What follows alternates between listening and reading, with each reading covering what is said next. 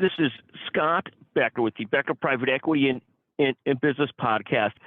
The topic today is, quote, obsess for greatness, end quote. We see people in different endeavors, whether it's business development, becoming an expert in something, becoming great in a sport, whatever it is. One of the things that we find almost universally is if someone wants to get great at something, and it's why people respect people so much to get great at something, and those people can sometimes transfer to other things. Because the one thing that people understand they get great at something is, to get great at it, you have to obsess to get great. You have to work almost always extremely hard and almost have to be tremendously smart about how you do it and what you work on and what signals you watch and what you practice, what you prepare for. And when I see people try and be great at something, you see a different level of obsession. I work closely with a former college tennis player, and the level of obsession he or she had to do to become great at his craft was tremendous. Similarly, we work very closely with a woman leader at McGuire Woods who built an incredible practice. But the thing that you learn is the level of obsession that he had to go into being great at that was very substantial.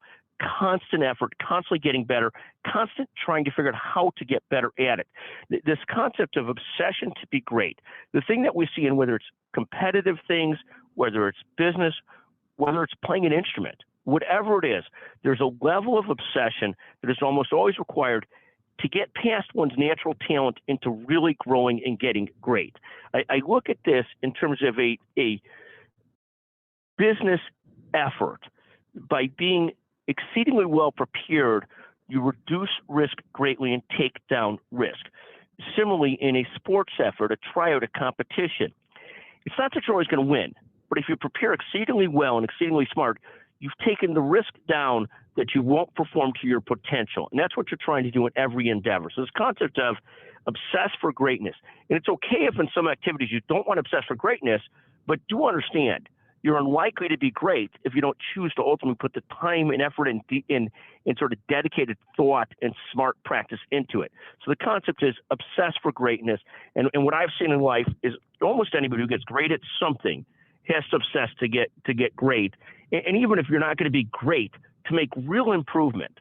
At some point, you're going to have to obsess in a very serious way to make real improvement in whatever endeavor you're chasing. Thank you for listening to the Becker Private Equity and Business Podcast.